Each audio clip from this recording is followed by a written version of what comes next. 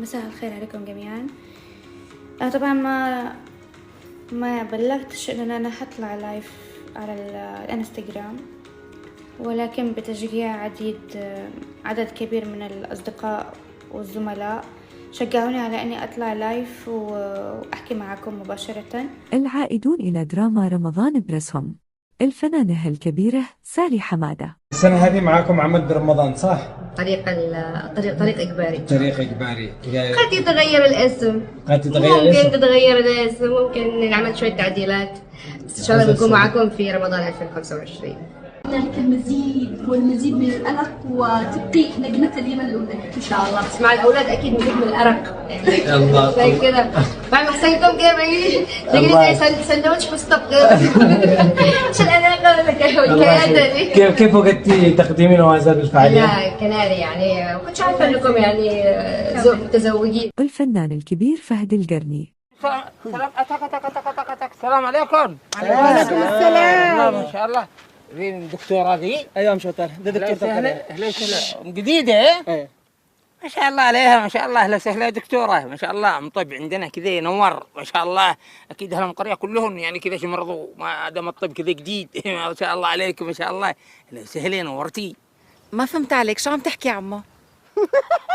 عمو الفنانة الكبيرة هي أمان الدماري. يلا خلاص مع السلامة. يلا مع السلامة. أهلا بست البنات، ست الحلوين. ليش قطعت المكالمة؟ أكيد كنت تتكلم مع بنت. منو؟ أنا وقسما بالله ورب الكعبة وجعل لي يدينا صور يتسعني في بطني لا نكذب علي، ما بنجابرش بنات ولا ما تصدقيش هذا التلفون. فتشي ولا بالرقم بنت افعلي ما تشتي. تفضلي. بعد غيابهم الموسم الماضي سالي حمادة تعود في مسلسل طريق إجباري. السنة هذه معاكم عمد رمضان صح؟ طريق إجباري. طريق إجباري. بس إن شاء الله بنكون معاكم في رمضان 2025. بعد غياب عن الدراما اليمنية دام ل3 سنوات، عادت سالي حمادة إلى العالم التمثيل مجددا. يذكر أنها كانت مرشحة للمشاركة في بطولة مسلسل قرية الوعل العام الماضي، ولكن لم تشارك حيث جاء موعد تصوير المسلسل أثناء ولادتها. ورح تشارك في بطولة مسلسل طريق جباري، من المتوقع أن يكون أقوى مسلسل لعام 2025. أيضا يشاركها في البطولة الفنان نبيل العنسي. يذكر أن آخر عكل لهما كان في مسلسل دكان جميلة.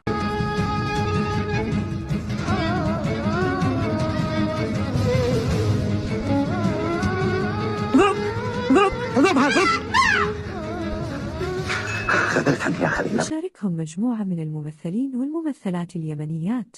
نجوم الصف الأول: الفنان الكبير نبيل حزام، الفنان الكبير نبيل العنسي، الفنان الكبير عبد الله الكميم، الفنانة النجمة نبيها محمد، الفنانة الكبيرة سالي حمادة.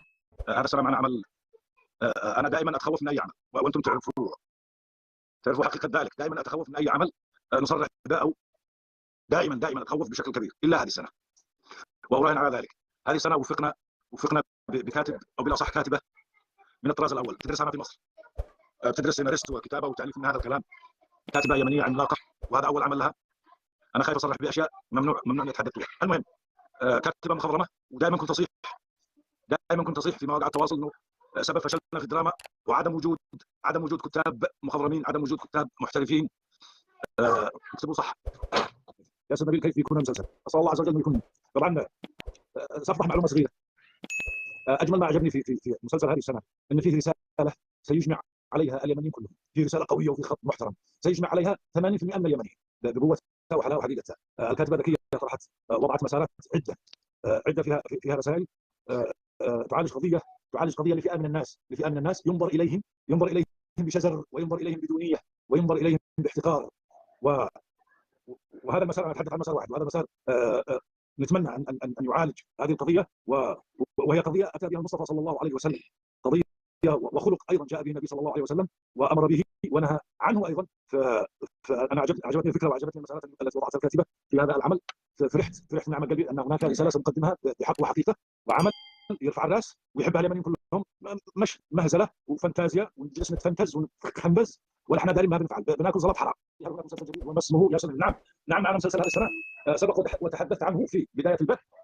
عمل راقي جدا باذن واحد احد، راقي جدا، ولا في قلبي حتى مثقال ذره من القلق والتوتر بما يتعلق بعمل هذه السنه، لان اللي قدمته والتي كتبته كاتبه مخضرمه محترفه. بعيدا عن هذا كله، هناك حبكه ونص ورساله او ورسائل رائعه جدا سيحبها المجتمع اليمني، واكرر 70% 80% من الناس 80% من الناس سيحببون الفكره والخط العريض الموجود فيها والذي نتحدث عنه في هذا العمل، وهو موضوع يعانق مساله الاخلاق التي جاء بها النبي صلى الله عليه وسلم. فهو حالي جدا حالي. هل مفاجاه؟ اسم المسلسل هناك ايضا من الاخبار المسربه ان القناه طلبت من الكاتبه تغيير المسلسل لاشياء لا ادري ما هي او ما السبب، ولكن طلبوا تغيير الاسم لحاجه في نفوسهم، ما انا شايف ما هي، فما ادري ايش اصرح بالاسم الان الى ان يتم تثبيت العمل. السنه هذه معكم عمل رمضان صح؟ طريق اجباري. طريق اجباري. قد يتغير الاسم، ممكن تتغير الاسم، ممكن نعمل شويه تعديلات، بس ان شاء الله نكون معكم في رمضان 2025. كم محافظه تعز؟ كم لك من اليمن ومن تعز تحديدا؟ لي 6 سنوات في اليمن ومنتهز تقريبا من 2018. اوه من 2018. سعيده بالعوده وكان خليكم شاعر يعني، وانا مبسوطه اني متواجده طبعا في بلدي. إذا أعجبكم الفيديو لا تنسوا دعمنا بالاشتراك بالقناة والإعجاب بالفيديو. من إنتاج شركة النبيل للإنتاج الفني، تأليف يسرى عباس، إخراج المخرج المصري عبد العزيز حشاد. إما فهد القرني يعود من خلال مسلسل الجمالية. من إنتاج قناة يمن شباب وشركة الجند مدين، تأليف نور ناجي وإخراج سيف الدين الوافي. إما أمان الذماري تعود بمسلسلين، وهم الجمالية من إنتاج قناة يمن شباب وشركة الجند مدين، تأليف نور ناجي وإخراج سيف الدين الوافي. والمسلسل الثاني درة من إنتاج قناة المهرية، تأليف محمد فاروق، إخراج ياسر الظاهري ومحمد فاروق. نبهان انقاذ المجنون الأهبل التافه الحق الحارة. سعيد تعال انقاذ المجنون الأهبل حق الحارة. بيني وبينك معي قليل أكل، قلت شجيبه له بدل ما أرقم بول الزبالة ياكل إنه الكلاب. بيني وبينك ولك قليل رز معفن حتى البس اسمه. أقول لك فرصة صوتك هذا من أول أيوة أنا شلون ولا لا؟ أبصرت يا عاقل، أبصرت إنهم قاعدين يتشعبطوا. خلاص يا حبيبي بنت عمي نشوف، لكن هذه مدخلة. هذه بنت عمك اللي مدخلين أنا أعرف إن الشيء هدر. هاي بنت عمك، أنا بنت الكلب. ماليش دخل أنا الشيء هدر. خلاص يا حبيبي. اشتيها قد. خلاص يا حبيبي. خلاص ولي. اشتيها قد، لا هجرك من المفرق كله. خلاص يا حبيبي إذا النسوان.